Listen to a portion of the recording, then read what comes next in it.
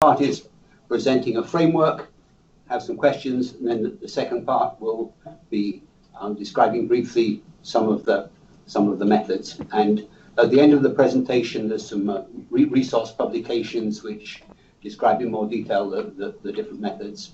So this is the plan. So next.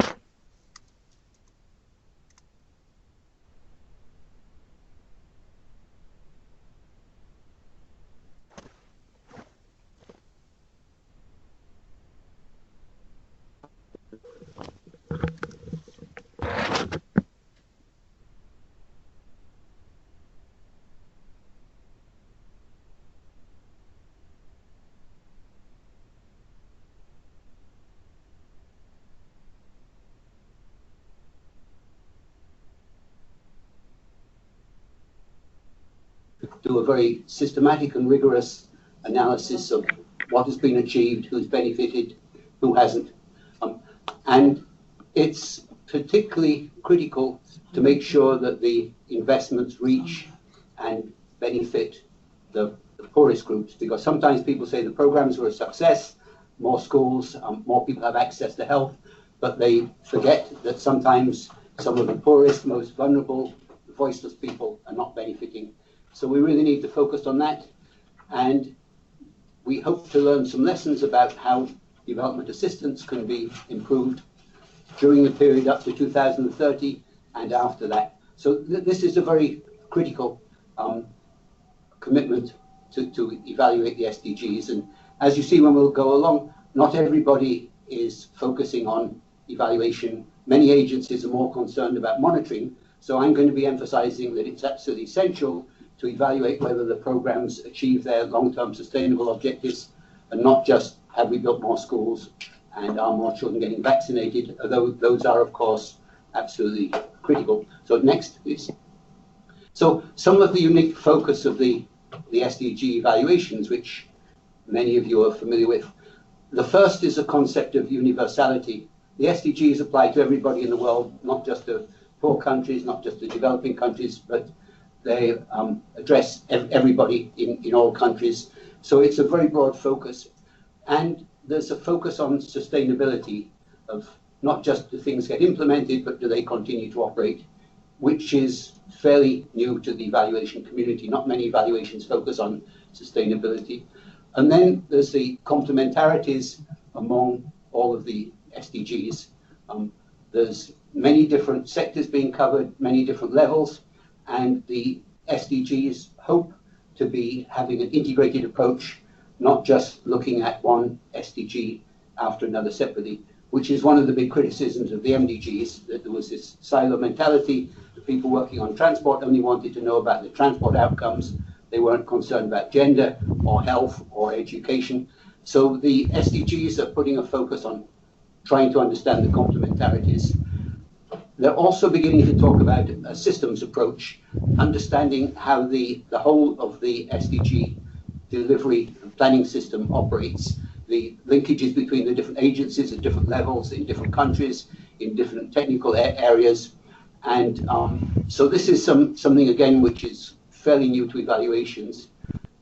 And then gender and equity are central cross-cutting themes, which again, compared with the MDGs, there was a separate MDG on gender. Now they're trying to make this equity and gender central themes covering everything. That's a challenge, as we'll see as we go along. Then also, the evaluation is trying to focus on the underlying causes of inequality, not just measuring targets, but understanding who gets excluded and, perhaps more important, why they get excluded. So that is a critical focus. And a strong emphasis on participatory approaches, giving voice to vulnerable groups. It's not just asking what the Minister of Health thinks or what UNICEF thinks, but what do the poor people who are normally voiceless and nobody listens to, what do they think? And then finally, there's a focus on inclusion, equity, and social justice.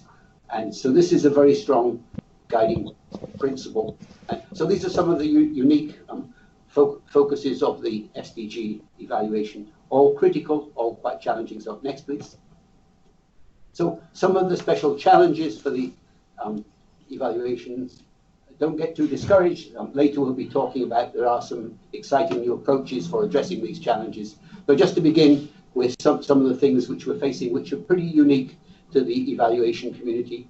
Firstly, the programs are huge and complex. There's multiple actors, multiple objectives working at multiple levels, from the regional, the country, right down to what is happening in small villages. So this is a real challenge, which I don't think the evaluation community has addressed anything on this magnitude before. And one big issue is the SDGs talk about evaluation. If you look at the design they're actually using, there's much more focus on monitoring. All of the 170 or whatever it is indicators, they're almost all monitoring indicators. Very little focus on evaluation. So it's going to be a real challenge to get people from moving from monitoring what they've delivered to evaluating what effects it's had. And many people in the SDG community don't believe it is possible to evaluate. They say, no, it's so complicated, we really can't do it. Let's just focus on monitoring.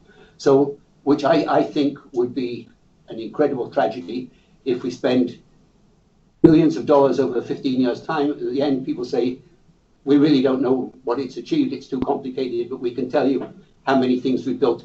So that's a real challenge. Most agencies focus on a particular sector: transport, health, education, agriculture. And so the concept of intersectionality, looking at the linkages between different sectors, how does building roads affect health or access to education, is going to be a big challenge. And unfortunately, most agencies, it's a very low priority. You want to know, did your roads get built?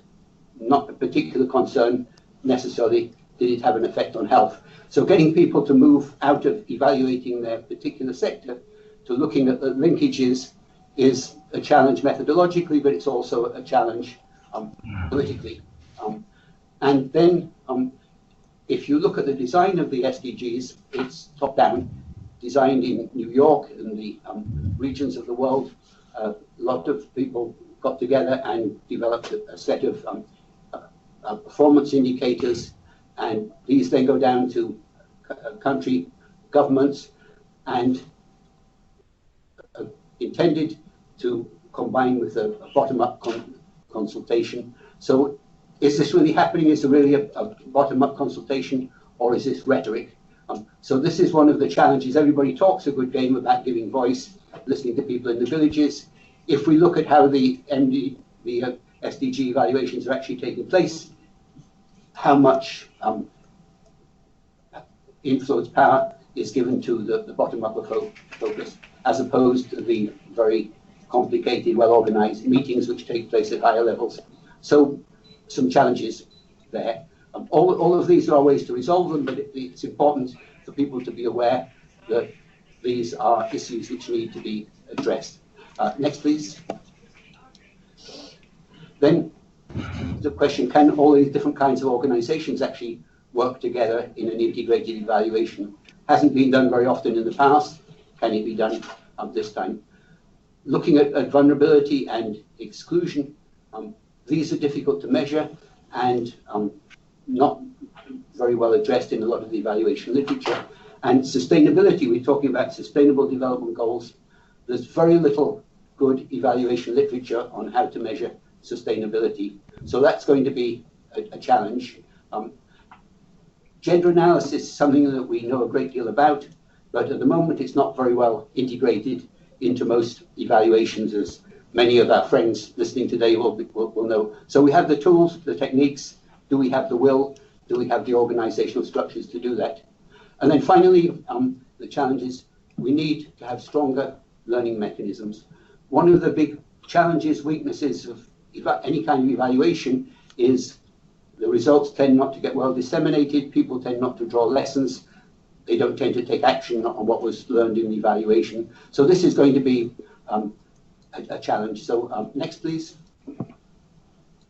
So just to summarize what is the SDG evaluation lens, these are a few of the critical areas which are quite new to evaluation that the evaluations will be focusing on. Firstly, looking at the context and the history.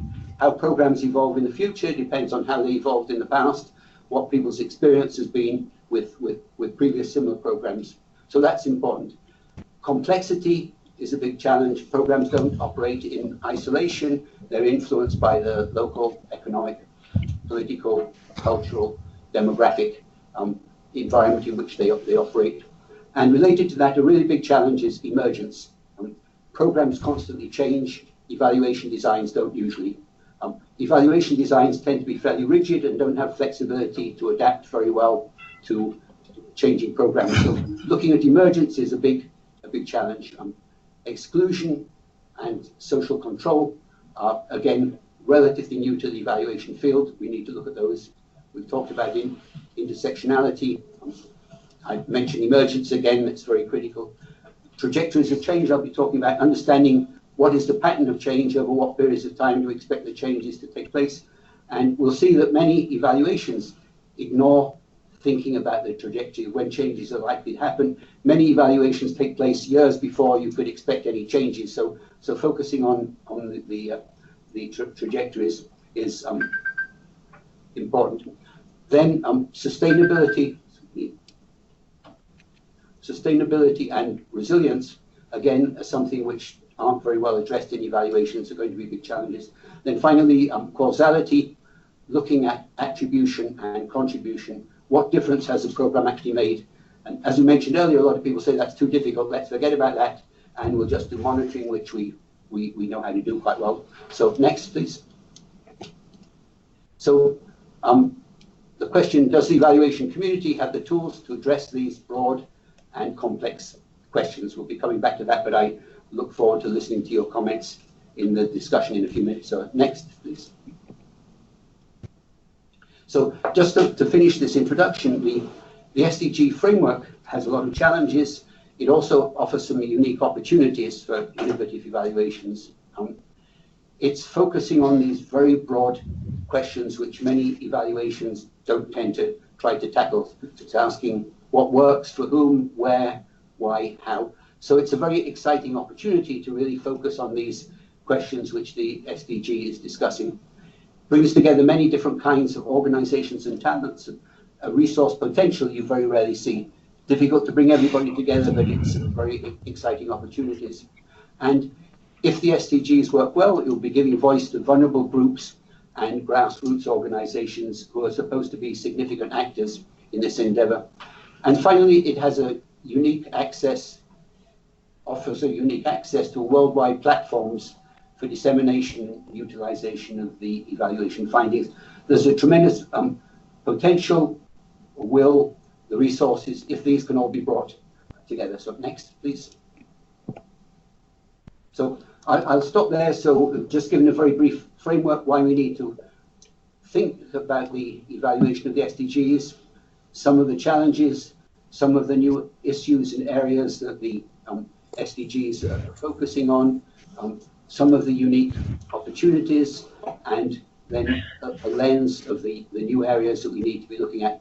So we'll take some questions now, and then in the second part, I'll go through very briefly some of the exciting new evaluation tools and methods which are becoming available. So thank you, and over to you.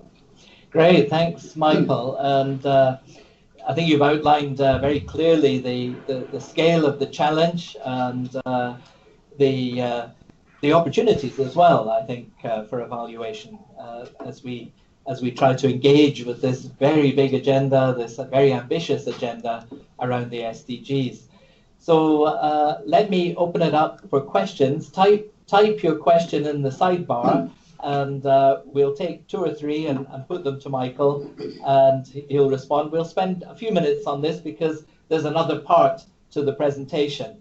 So Ranto is asking whether we have a presentation on the methodology. That's coming up, so stay with us, Ranto, and we'll get onto that in just a few minutes. So we've got a number of questions coming up.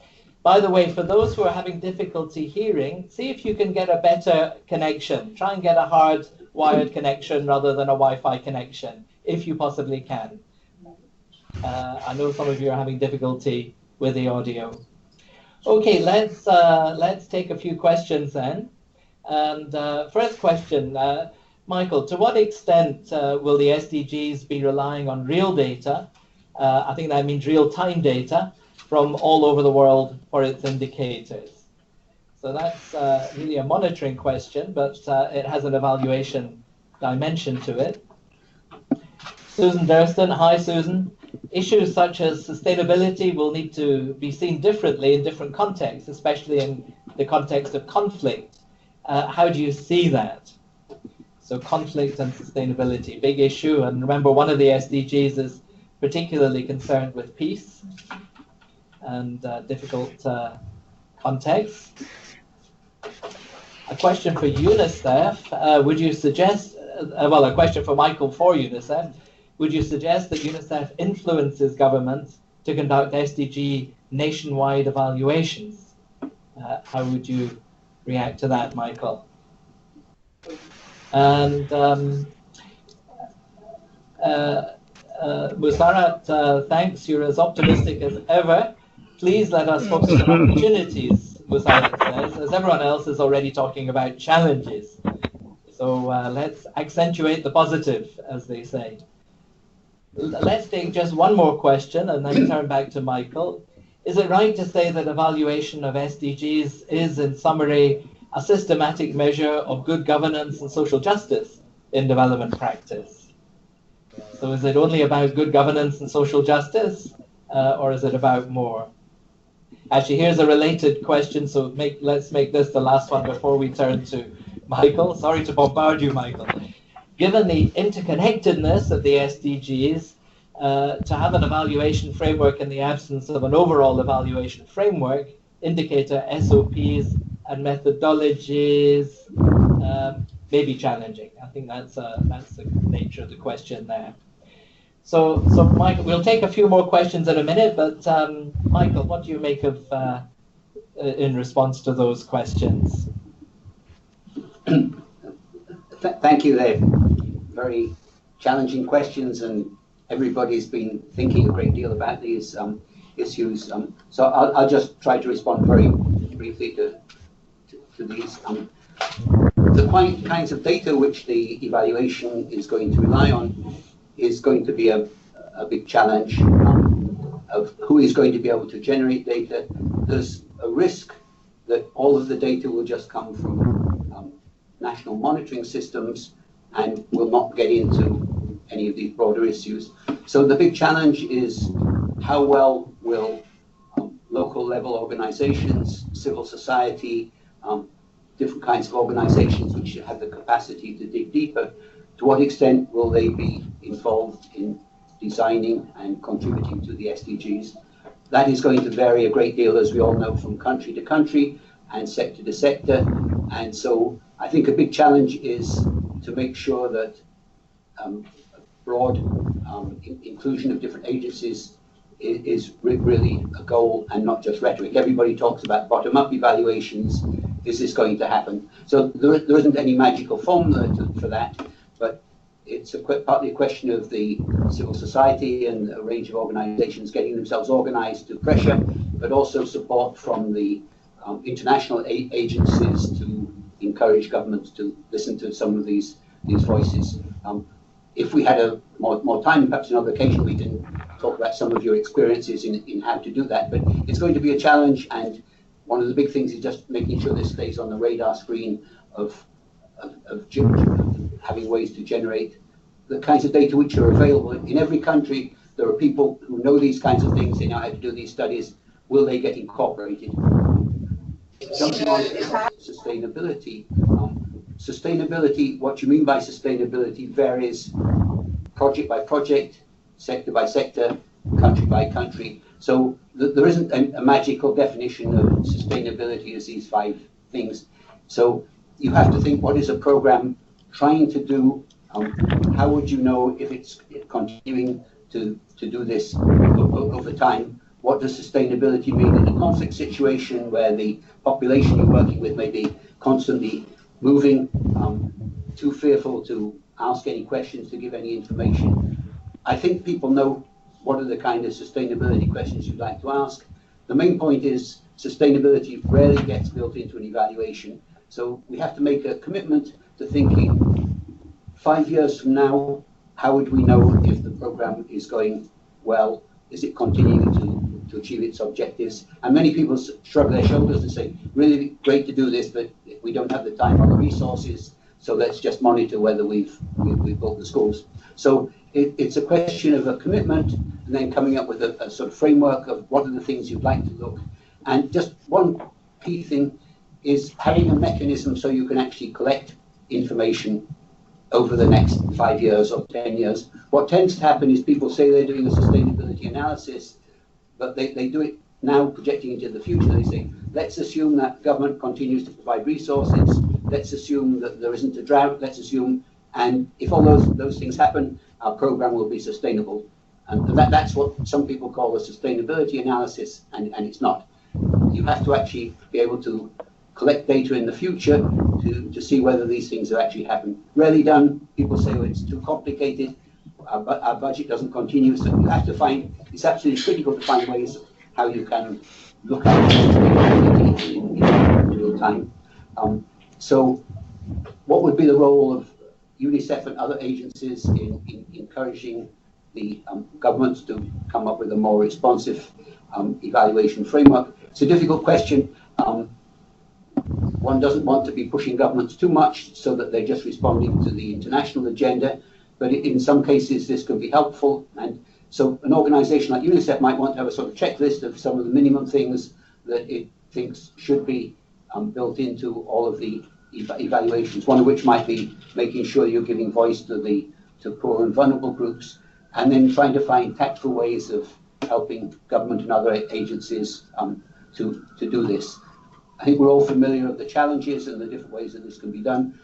So there's a balance.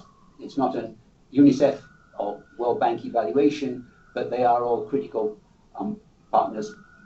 Focusing on opportunities, this is absolutely critical. I mentioned a few of the opportunities which exist, and we'll be talking about some of the methods. So the opportunities are there, and I think it's really critical that early on in the SDG evaluations, you start showing some positive results so that people see you can come up with interesting results. If you just say, wait for 5 years till we finish this rigorous evaluation, everybody will have forgotten about the evaluation. So coming up with some immediate results to make people see that new things are being found out.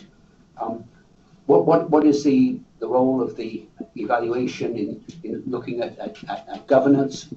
The evaluations are looking at a whole range of things. Governance is one of them, ability to deliver services, response to services. There's a whole range of different things at different levels which have to be addressed, and clearly governance is one of them. It's not the only one, but it's going to be a big challenge of prioritizing to try to be covering all of the different critical issues. Then the question of methodology. Do we have to begin by developing a national methodology before we can work more at the local levels? There's a danger of saying everybody has to wait until the government and the international agencies have come up with a national methodology. You should be encouraging local agencies to start today doing evaluations at their levels, and very often they're going to be producing results much more quickly than the governments and the national level agencies. So don't just sit and wait for a national evaluation framework. It may never come in some countries. So everybody has a role to play in this. If you're in the education sector and you have a way of moving ahead with your evaluations, do that and then build it into a national evaluation if and when it occurs. So those are just a few very, very quick thoughts on some very challenging questions. Great, thanks, Michael. Let's just take a couple more questions. There seem to be several which are asking about the program cycle and the way in which evaluation fits into the program cycle. So thinking about the relationship then between planning, monitoring, and evaluation. So one question is, for example, asking about systematic monitoring as being essential for better evaluation. How do we address that challenge? There's another question which was asking about the linkage, the implications for evaluation in relation to the project cycle. And related to that, what's the question? There's a question about post-project evaluation. How do we deal with that, given that sometimes programs end and the funds aren't available for evaluation at a later stage?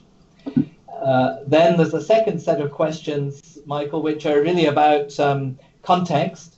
How do we contextualize the evaluations adequately? And the flip side of that is, how do we aggregate so that we get a global picture, given that local contexts can be so very, very different? So I've taken a few of the different questions there, tried to bundle them into two sets of questions there. So briefly, Michael, back to you, and then we'll get on to the methodology part. Okay, well, thank you. These again are all very challenging questions, so just a few brief thoughts. Talking about the project cycle, the SDGs are not evaluating projects.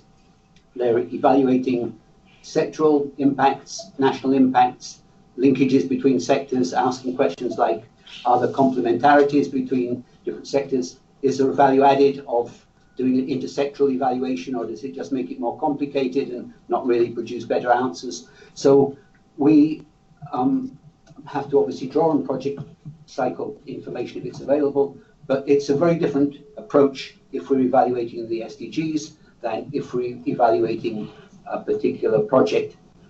So just one point related to that, a critical thing is to make sure you're asking the right questions at the beginning, which is very often not done. Many people, as soon as you say we're going to do an evaluation, they all start arguing about should we use randomized controlled trials or focus groups. And I've seen many evaluations, nobody has ever really sat down and thought, what are the questions that we want to address? So begin with the questions. Some of them are very, very broad. Some of them are going to be very difficult to answer, but you can't just say, let's forget about intersectionality because it's difficult. Let's just see if our project has delivered its services. So however tough the questions, identify them, and then start thinking, what are the methods? And there's never going to be any one method. You have to have complementary methods to address these questions. So that's not an answer, but it's an important focus. Context is critical, and it's always difficult to address. But for any evaluation you're doing, even if it's just qualitative description, you have to try to understand the context in which the program is operating. The historical context, is there a civil war going on? Is there a drought? What is happening to the economy? Maybe you have an unstable government. All of these things affect your program, so somebody has to be looking at the contextual variables. Sometimes it may just be a rapid descriptive study. Sometimes I'll be talking later about some of the things you can do with big data, how you can start collecting contextual data. It's essential, and always remembering that context includes as well history. Many people assume this is the first time in a particular country anybody's ever done a health program, and maybe there have been 10 health programs, they've all gone badly. And so when you come, this is a new exciting thing, everybody should get involved and say, well, we remember 2 years ago that something similar didn't work. So understand the history of the programs, of the way that maybe the population of the city has doubled over the last 5 years. All of these things are really critical and tend to get ignored. So context is critical, you need to focus on it. Aggregating all of the different evaluation results is a challenge. You really ideally want some kind of theoretical framework of what the SDGs are supposed to be doing at the national level, and then the different pieces you can build in to try to fill up the different boxes. Not a very adequate answer, but I'm afraid that's all there's time for at the moment. But these are all things we'll be coming back to time and time again, and people listening to this, you've all got the answers to these questions when you put your heads together. So great, thanks, Michael. And I think you're challenging us now to really do some thinking about the relationship between the micro and the macro, towards whether we should be opportunistic or whether we should be carefully planning, and of course, perhaps we need to be all of these things in different places and in different ways. So Michael raised the question of methodology, but he insisted that the first thing to do is to have good questions, good evaluation questions. Evaluation is always about asking questions and hopefully getting to a better question through the evaluation process. So let's turn now to the second part of the presentation, and we'll ask Michael to take us through a number of methodological options. Just to say before we start, thank you very much for all the questions and comments. We don't have time to go through all of them now, but I think through the Eval SDGs network, we should be able, I think, to zoom in on some of these questions in future webinars. So big thanks for all the contributions, which are flooding in literally as we speak. So Michael, back to you for the methodological part of the presentation. Next, please.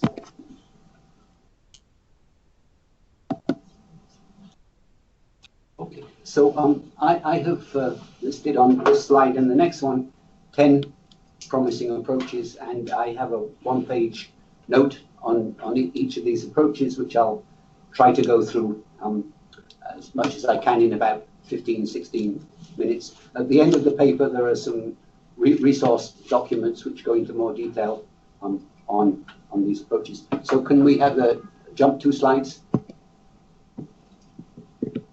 The next one, please. Sorry, the next, I forgot that one was there.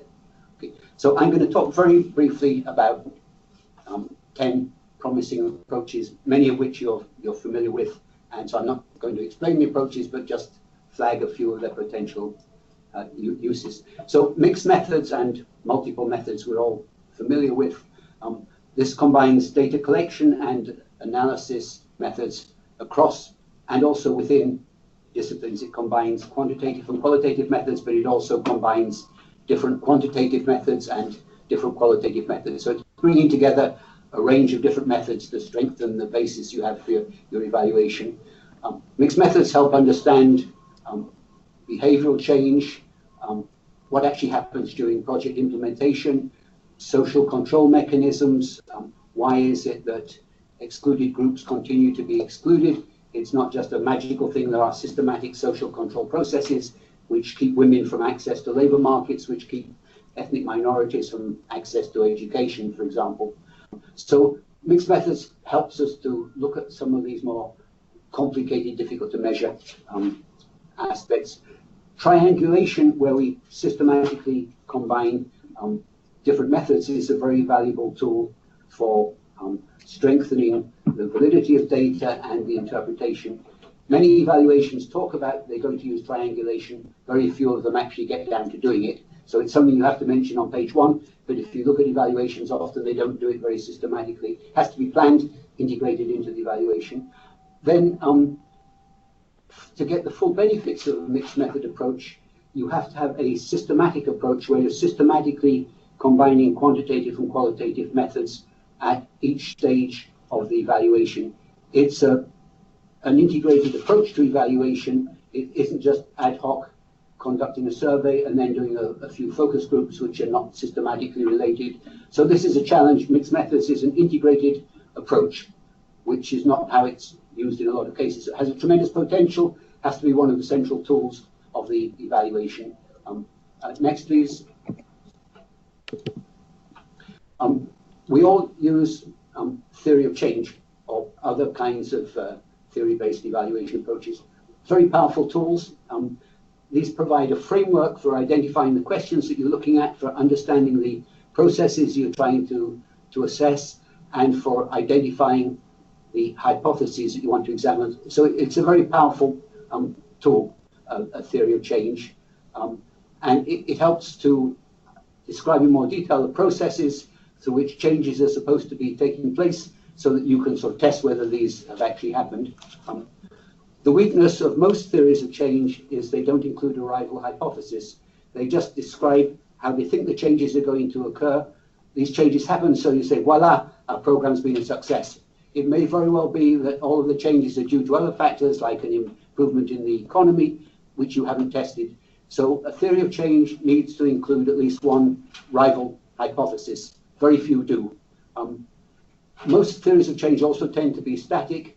You assume that the program doesn't change in its design from day one until 5 years later when it ends, and they're not very good at studying emergence or complexity. So you have to find ways of getting more flexible, dynamic theories of change. And it's also important to build in potential unintended outcomes. I'll come back to this a little bit later. Many theories of change, the client just says, please describe how our program's supposed to work, and you don't look at any unintended outcomes.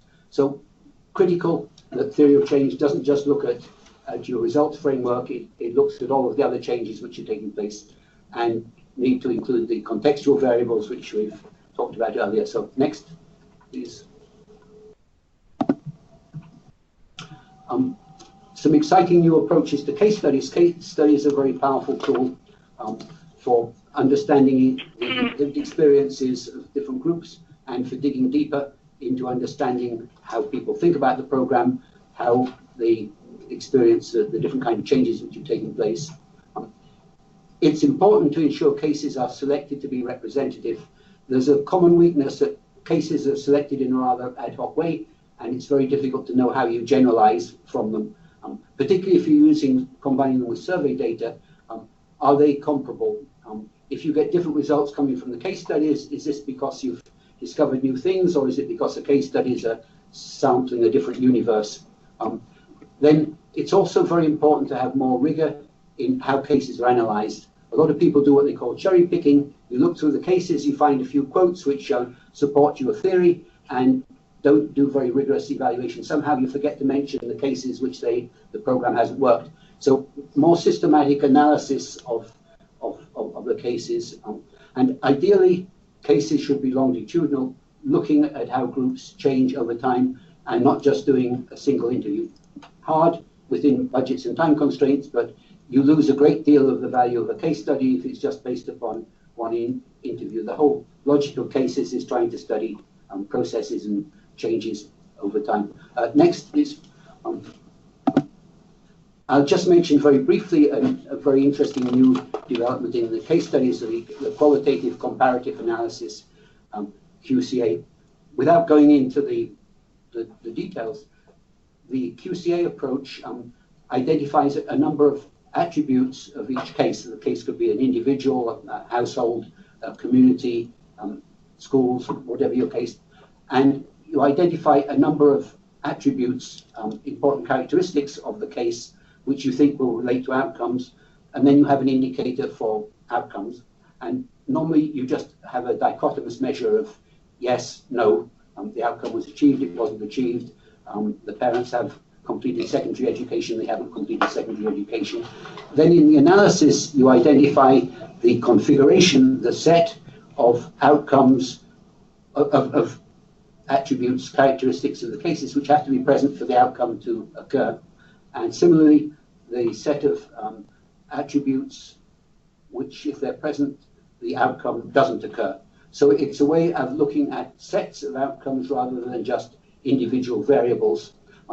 And so this can also has the advantage of being able to be used with small samples, 50 or less cases. So QCA is looking on cases as subsystems, each of which is different, and you're trying to identify the patterns which of configurations which are related to outcomes. So this is very useful for analysis of complexity. Be happy to go into this in more detail if we have time. It's obviously quite a complicated subject, but it's becoming very important as a new form of causal analysis. So next, please. I'm sorry we're going through these very quickly, but I hope we can give just a little bit of a flavor. The evaluation field doesn't yet have an adequate way of evaluating complex programs, but there aren't any well-tested theories you can apply for evaluating complexity. A lot of the complexity literature is very hard to follow and technical and difficult to operationalize. I, with a couple of my co-authors, have been trying to come up with an approach where we break down complexity into 4 different dimensions, each of which can be studied individually. The nature of the intervention, is the intervention itself complicated? complex or relatively simple. The context in which it operates, you may have a fairly simple program, but it's operating in a very complex context with conflict, with a declining economy, with drought. So you need to look at the context. You also need to look at the interaction among different implementing agencies. Are they coordinating? Are they competing? Are they using the same criteria? Do the data, are they consistent with each other? So a lot of problems of complexity come from the different implementing agencies who are falling over each other's feet. So that's important. And then nonlinear causality. Simple models assume that change is linear and programs steadily improve over time. In fact, change is not linear. It goes forward, it goes backwards. A lot of gender work, for example, you have some initial improvements in women's empowerment, and then you get blowback. Men start feeling they're being threatened. You get increases in domestic violence, and you may, as the gender people say, 1 step forward, 2 steps back. So change isn't linear. So these are the 4 different dimensions you can look at of complexity, and then you have to pull it all together at the end with a complexity responsive framework. You can have many programs where each individual component works well. When you look at it within the complexity framework, you find that overall it hasn't achieved its goals. So this is one of many approaches of trying to come up with a real world approach to complexity. So next, please. Trajectory analysis. Basically, each program is producing outcomes over different time horizons and in different ways. Some programs, the outputs increase steadily. For example, if more farmers get fertilizer, the aggregate output goes up. If you're vaccinating more children, you get health benefits. So some programs, there's a steady increase in the outcomes.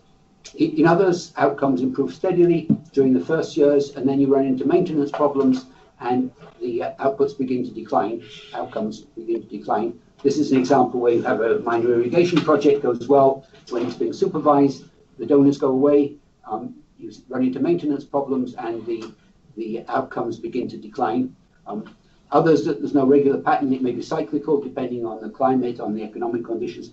So the message is it's really critical to try and think through what is the trajectory, the time period over which you think outcomes are going to be taking place, and when should you measure. The vast majority of evaluations are done too early because the donor says we need to have an evaluation by next year. If you just did on the back of a piece of paper a trajectory analysis, you could see there's no way in the world that by next year would you be achieving outcomes. But the donor says, sorry, this has to be done. Or the government says, you know, the wicked UNICEF is breathing down our neck, we have to have this thing. So if you start with a trajectory analysis, you can then go along to others saying the evaluation has to be done next year, and you can say that's great, but please realize you're not going to be able to measure any of the outcomes. So that's really critical, very rarely done. Very few people think about, is this the ideal time to do the evaluation? You do it now because somebody has said you have to do it now. Major problem. So try and think about trajectory analysis. So next, please. I imagine everybody's getting quite dizzy by now and going off to get another cup of coffee to stop them getting confused. Gender responsive evaluation. This is a field where we have most of the tools and techniques. The challenge is they're not very widely implemented. They're not built into most evaluations. There are special gender evaluations, but for most evaluations, gender doesn't get very, very serious attention. So the challenge is how to build gender into evaluations as a systematic part and not just as an optional extra, which you do if a particular trust fund gives you a little bit of extra money. We know how to do this, but it's a big challenge implementing. At the end of the text, there's a few references on some of the resources. So next, please.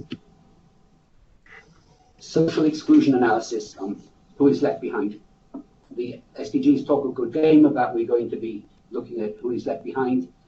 Not quite clear yet whether they have the methodologies for doing this in many cases, but there's a lot of quantitative work has now been done on social exclusion analysis by organizations like UNICEF, the World Health Organization, FAO, and others, where basically you do a quantitative analysis to look at the interactions between ethnicity, where you live, age, gender, to see how these all interact to determine who is being excluded from different services. It may be if you're a girl from a particular ethnic group, you have more problems with exclusion from education when you're 8 years old. It may be if you're a boy from that same ethnic group, the problem comes at school when you're 12 years old.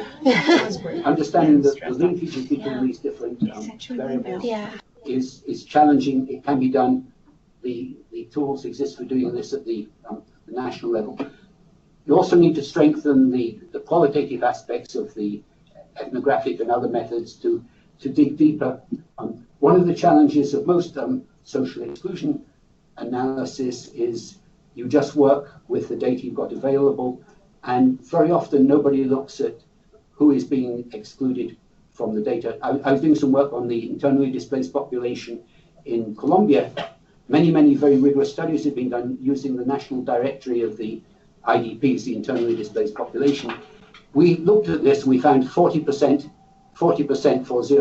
of all of the IDPs were not included in the register. I didn't see any study which had mentioned this. People had used randomized control trials and incredibly sophisticated statistics on a completely invalid database. Almost all sampling frames leave out people. The undocumented, people who are afraid to register, people who go into informal schools which are not covered by the school directory. So it's really critical to dig deeper to understand who is being left out and why. These groups are very often invisible, and everyone says we've done a really great job of including more people in the school system. You don't realize there's 15–20% of the population who are invisible. You don't even know they're there. So this is a big challenge, particularly for the SDGs. Next, please. Unintended outcomes and secondary and tertiary effects.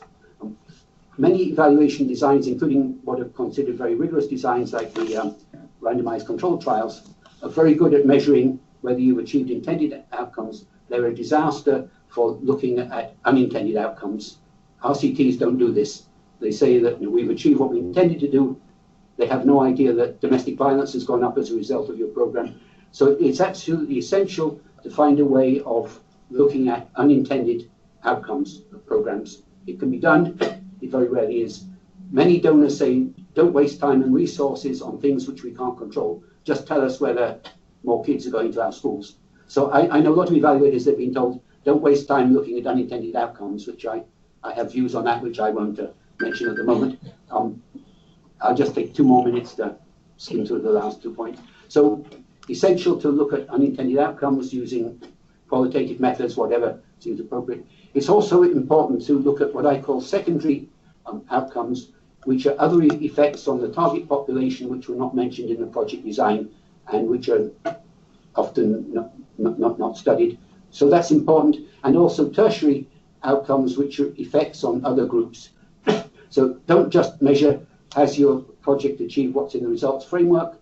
Look at other effects on positive and negative on the target population and on the broader population. So important, very often it's not getting done.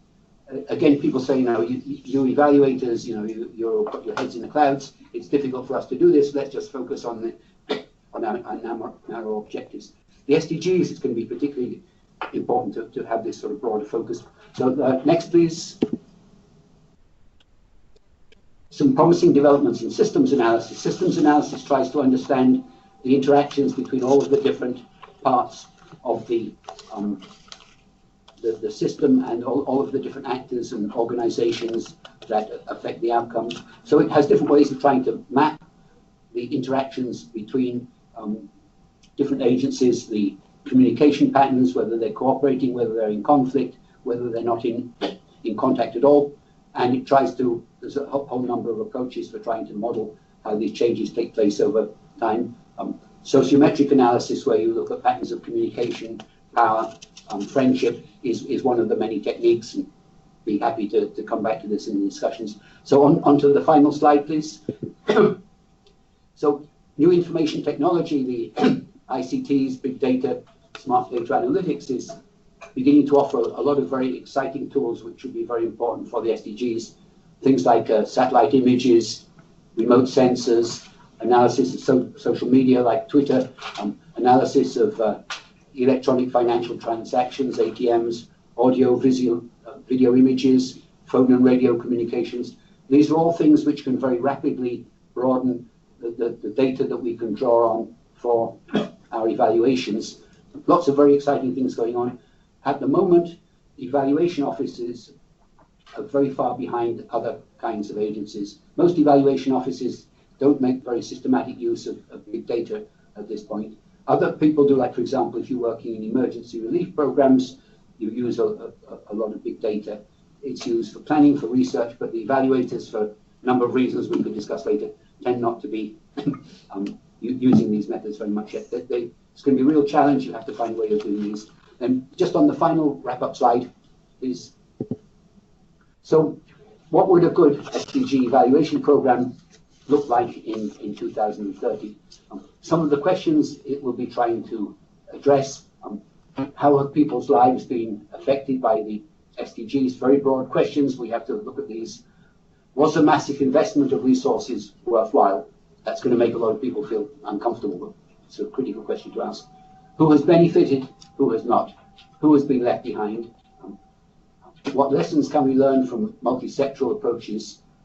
Is there value added of a multi-sectoral approach? Does it just make life more complicated without producing additional benefits? So these are just a few of the very broad questions that the SDGs will look at. So when we all meet together again in 2030, I hope we'll have answers to all of these questions. And so just the final wrap-up slide, please. Sorry, the next one. Those are some resources.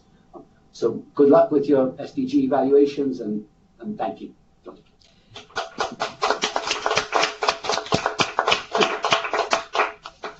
Wonderful, thank you, Michael. You've taken us at a gallop across the evaluation landscape. Lots of things to think about.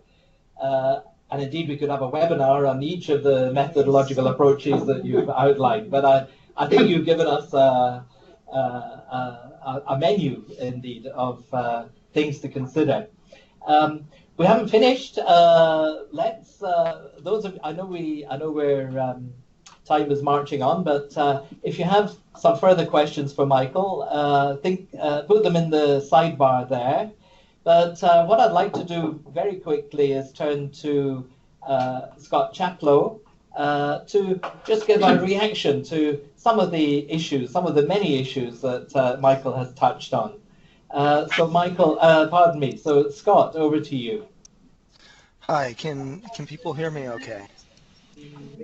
A very faint, Scott. Can you get nearer the mic? Can you hear me? We can hear you, but get close to the mic. Is this better? That's great. Yeah. Okay. Thank you. It's interesting because just this week, Eval SDGs released its 6th briefing paper in a series of briefing papers, and it's entitled Evaluation and Missed Opportunity in the SDGs. And this briefing paper, if you want to find it, is freely accessible on the internet. You can, it's a briefing paper that's been produced collaboratively by the International Institute for Environment and Development, IIED, with Eval SDGs and Eval partners. Again, it's called Evaluation, a Missed Opportunity in SDGs. You can Google any of those terms and it'll take you to the IIED website, and you can also access the other briefing papers there. It's interesting because it looks at basically 22 pioneer countries that conducted voluntary national reviews, VNRs, to basically provide an up-to-date overview of the implementation of the process of the 2030 agenda and provide some baseline facts and information about the status of the SDGs in each of the reporting countries. And what's interesting about it is I found myself taking some of the points that Michael teased out in his presentation, but also in his answers to the good questions that were raised, and looking at them in comparison with some of the findings of this briefing paper. For example, Michael pointed out early on and then reinforced it later in his presentation that currently the SDGs evaluation designs, if they exist, focus on monitoring and much less on evaluation, and they need to go beyond monitoring. And that was clearly one of the findings in this recent briefing paper that came out. To give you a quote from the briefing paper, there appears to be very little awareness about just what evaluation is and how it could be used to support the 2030 agenda. For example, how it can help decision makers understand complex contexts, how it can support management that adapts to changing circumstances, and how it can strengthen the policy coherence between sectors and/or between actions undertaken by different types of stakeholders. And I think a lot of what Michael presented out on kind of highlights that. There are some considerable challenges with measuring the SDGs, and one that I often confront is, as Michael called out in his slide, many people do not believe it's possible to evaluate the SDGs. And I think I can understand where that's coming from, but I also believe we should not throw the baby out with the bathwater and discard our efforts to measure what difference we're making. Or another way of putting it, it might not be possible, recognizing the complexity that's out there and the limitations in measuring linear cause and effect, and as Michael pointed out, some of the quantitative approaches that have often been called the gold standard, but now some critics are calling the fool's gold standard, like randomly controlled trials and so forth. They still have their use, but the idea of ironclad proof is just an idea. And even though that proof might not always be obtainable, you can still collect awfully good evidence. And that's what I hear coming through in Michael's presentation. He outlined a variety of different methods in the latter part of the presentation. And I think a lot of it starts off with acknowledging he calls the stages of complexity, or simply the complex systems that we operate in. And that's where complexity thinking and systems analysis of the interdependence of different factors and actors that affect our efforts to change the SDGs and therefore need to be evaluated. Michael, and it was very much onto this early on. I remember my first encounter with him was reading his book Real World Evaluation, and then attending a workshop of his at the American Evaluation Association. And as the title of the book implies, it looks very carefully at some of the real-world complications for evaluators. One of his more recent books, dealing with complexity and development evaluation, takes it even farther in my head and outlines some ways to grapple with these challenges. Mixed methods, as he said. And it's nice to see him using triangulation, not just triangulating your sources, but triangulating your methods and the way you analyze the data that you collect. So the qualitative comparative analysis, as Michael said, that can be a whole presentation in itself. I just wanted to point out to the audience, if you're not aware of the website Better Evaluation, you can Google that, one word, Better Evaluation, and they have a web page on that website which summarizes over a dozen methods out there for evaluation, and QCA is one of them, so you can get a better overview on that. I work with the International Federation Red Cross Red Crescent, and as such, issues or concerns about the most vulnerable people is very important. And therefore it was nice to see the emphasis on gender responsive evaluation and also social exclusion and as Michael pointed out, the issue of undocumented people. And again, that's where triangulating not only our sources but our methods to probe and examine issues is very important. I think, I can go on. The PowerPoint slide will be shared, and you can get a summary, an eyeball summary of the presentation through the PowerPoint slides. But I think a lot of the value of this kind of forum is the questions that are asked and the answers that are provided, the dialogue. So I'm going to turn it back and let some of the questions, the good questions that have been sent in, be thrown at Michael, and we'll see what he has to say. Thank you. Terrific. Thanks a lot, Scott. Great to have your perspective on some of these challenging questions. We have a number of questions and comments, and we can always take a few more. One of the first questions that was raised a little earlier was about communication. So the question of building into our evaluation designs plans for dissemination of the results. And we haven't said too much about that so far in this webinar. Interestingly, of course, it connects to the whole question of advocacy for evaluation, which is very much what's needed, and I think lies behind the IIED paper, the Eval SDG paper that Scott introduced just now. And indeed, Eval SDGs, one of the key roles that it is trying to play is to be an advocate for evaluation in the context of the SDGs. So one question there about dissemination, communication. Another question that popped up was about evaluability, and is there anything that we should be taking into account when we think about evaluability? And I think it relates to another question that was raised by Musarat, on which I interpret to be really about the unit of analysis. So we've got in the presentation a number of ideas about how to evaluate, but one of the questions is, what do we evaluate within the context of the SDGs?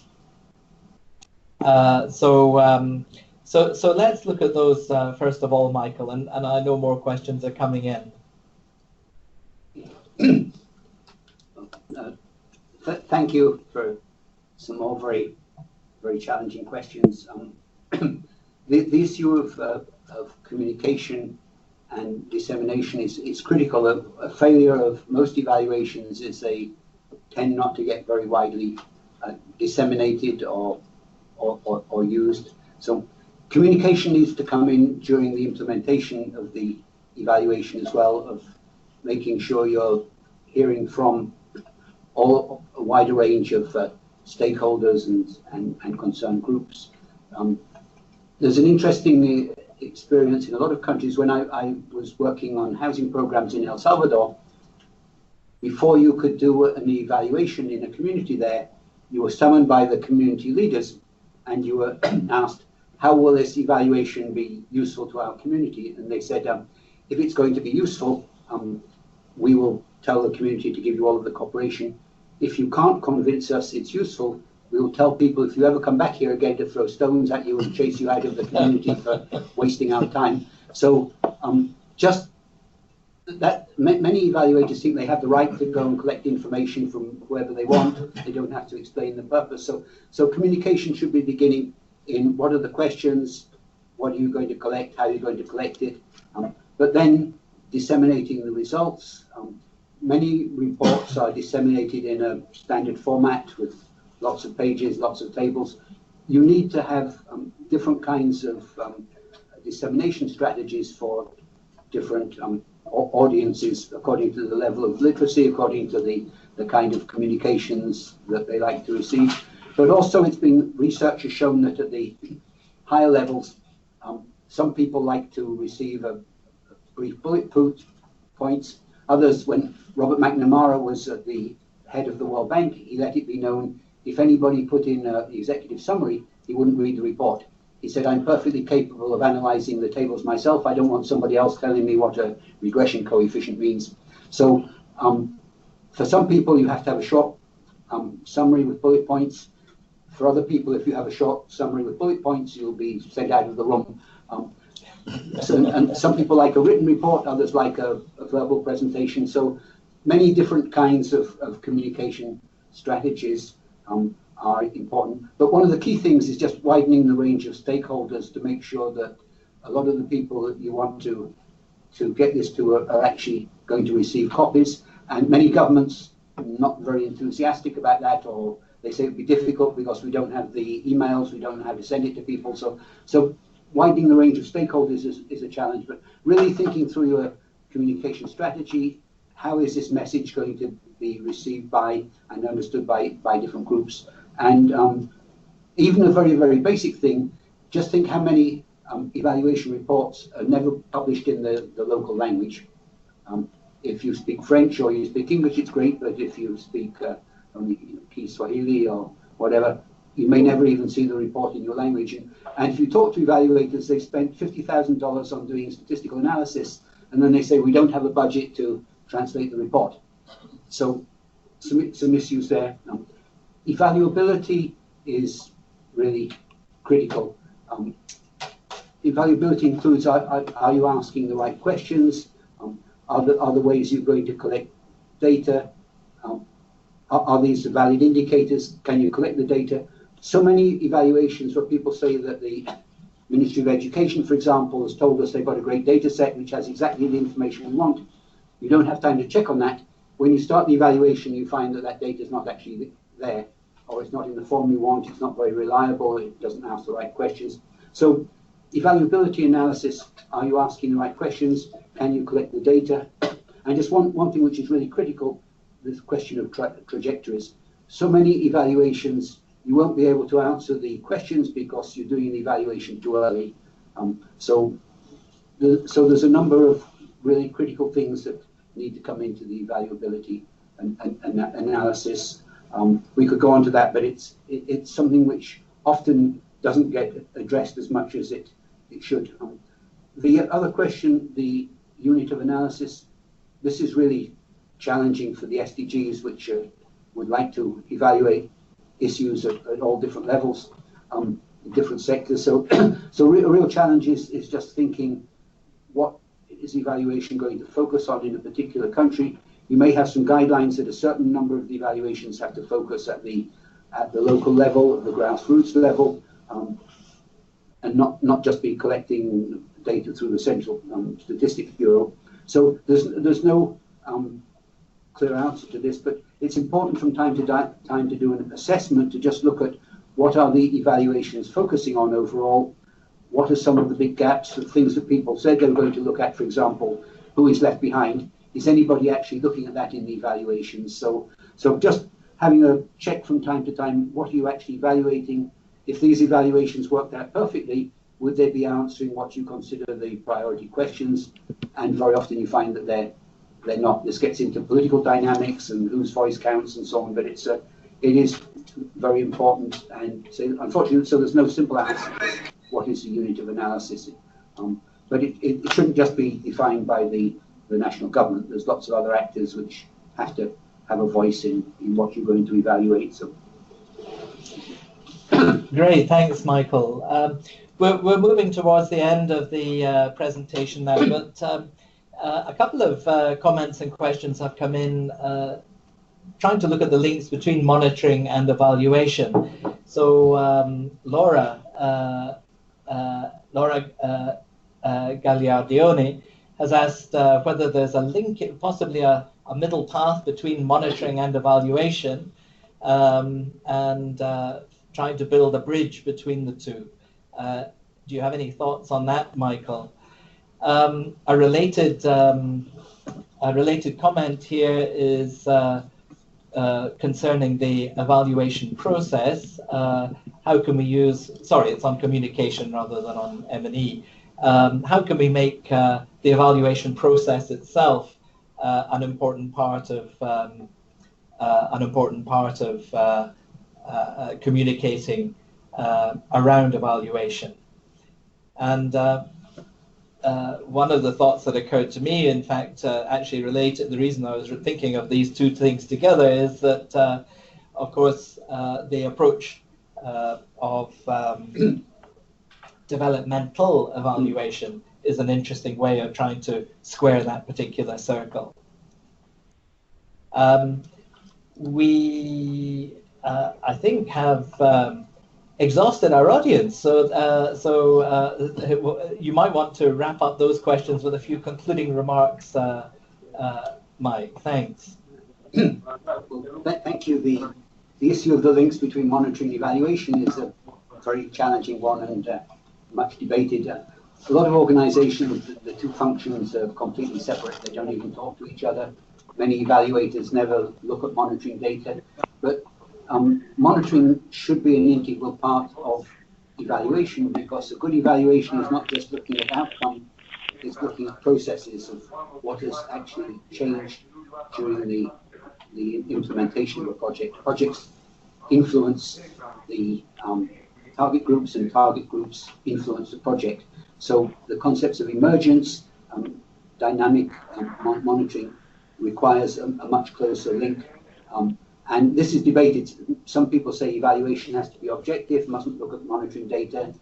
So there's a lot of ideological and political issues involved, but good monitoring data should be one of the key inputs to the evaluation. And this relates to the second question of the using the process of evaluation as a form of communication. One of the things that you should do with monitoring is have a dynamic monitoring where you're identifying issues, investigating them, and providing feedback to decision makers and stakeholders on how to be adapting the program implementation to the findings from the evaluation. So this is starting to build the findings from the monitoring. So this is beginning to build sort of linkages between monitoring, moving quickly into these broader questions, but the providing feedback to different stakeholders as a program evolves is an interesting question. Many people who consider themselves pure evaluators say you mustn't do that because it builds in bias. If you're talking to the program you're evaluating, then the program will change and your evaluation is no longer objective.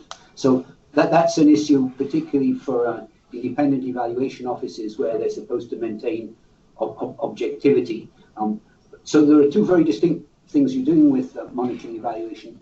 One is formative, where you're trying to improve the implementation and the outcomes of the program, and the other is accountability, where you come in at the end and say it's too late to do anything about it, but we found all of these things which were problems during the program implementation. So getting that balance is a difficult one, and developmental evaluation is on the formative evaluation end of the spectrum. So it's an interesting and a very difficult question. A lot of evaluators would like to be giving feedback to the project manager when you find out things, so you can start making changes. But then, what does this do to the objectivity of your evaluation? So it depends very clearly on what your mandate is, and not confusing the two. So I'll stop there because of the time, and just a few very quick concluding remarks, which Scott already made quite a few of these.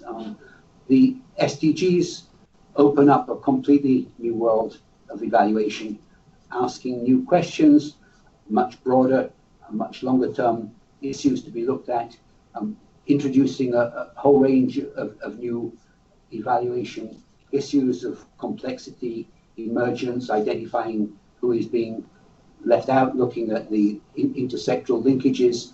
And so there's a range of new challenges. The evaluation tools do exist for addressing most of these questions, not necessarily perfectly, but we can move a long way. The challenge is bringing together the people with these different kinds of expertise into the design and implementation of the evaluations, which hasn't been done in the past and may not be done in the future. You very often bring in a consultant to design an evaluation, and she or he has their own ideas and only talks to a few people. Maybe they don't have time to broaden. So it's very common, there's great resentment in many countries that all of the local experts are excluded from the consultations on the design of the evaluation. So what kinds of organizational mechanisms and structures can be set up so you can draw upon the expertise which already exists in the countries to address these different questions? So I'm optimistic that we do have the tools to address these issues. One of my main concerns is whether the SDGs are really going to be committed to addressing evaluation. There are many people who say it would be great if you were in a university, but we're in the real world, we don't have the resources, let's just limit ourselves to monitoring. I think that's a real concern. If the world community can spend billions of dollars and say it doesn't really matter whether we can say whether it's achieved its objectives or not. So I think probably that's the main concern. If people really wanted to focus on evaluation, it can be done. It doesn't have to be super sophisticated and super expensive. There's lots of ways you can get some good approximations, but whether there's going to be a commitment to doing that or not, I'm sure a lot of people are going to be saying it would have been great to do that, but it was going to take too long, it was going to take too much money, and the donors really wanted us to make sure that their investments were going well. So I think that's probably the one biggest challenge. The tools are there if we set up a structure where we want to use them and where we really want to address some of these broader questions. So on a half optimistic, half pessimistic note, I'll end there and wish you all good luck. Marvelous, Michael. Thanks a lot. And really, you've, as I say, taken us on a wonderful tour of the evaluation landscape. Many issues, too many to summarize. But I think a number of key issues have emerged throughout. And perhaps the recurrent theme has been the political context within which evaluation everywhere and always takes place. We talk about no one being left behind, when we should perhaps be talking about those who are being pushed behind by political forces and kept behind by political forces. So we need to be thinking about this in our evaluation work. Equally, no evaluation left behind. Why is it that evaluation isn't being given priority? It's a political question. It's too easy an excuse. Ian Hopwood, I see on the sidebar there, has said, well, African countries are cash-strapped, they don't have resources for evaluation. But we know that very often there are considerable resources available, but they're not being devoted to effective monitoring or effective evaluation. And in the end, it comes back to a governance question, a political question about accountability.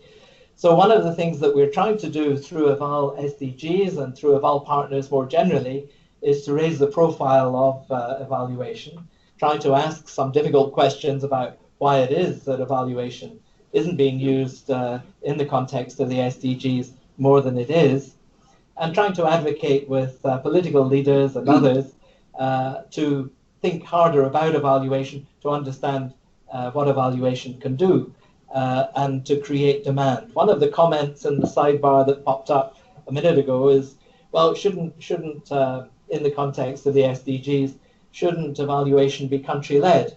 Indeed it should. And one of the things that Eval Partners is trying to do is to promote the development of strong national evaluation systems, which will inevitably, in the current period, be addressing aspects of the Agenda 2030.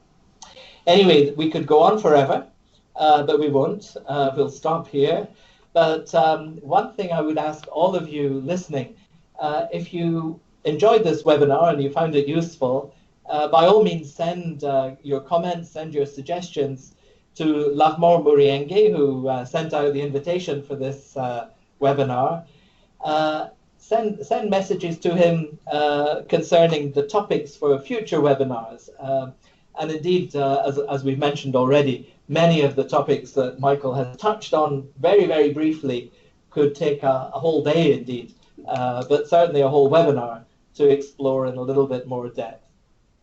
So big thanks to Michael, first of all, for a wonderful presentation. Thanks to Scott for very helpful remarks, and you blew up a storm of sidebar comments there, Scott. Obviously great interest in the points that you were raising. Warm thanks to Lovemore for making all the preparations and organization. We had some technical issues in UNICEF just shortly before the webinar, but pleased to say that mostly we got this resolved. So thanks to everybody, and I'm sure we'll be hearing more from Michael on evaluation and the SDGs and complexity and real-world evaluation in the weeks, months, and years to come. Thank you very much, Michael. Yeah. And thanks to all of you who joined. Can we share the PowerPoint?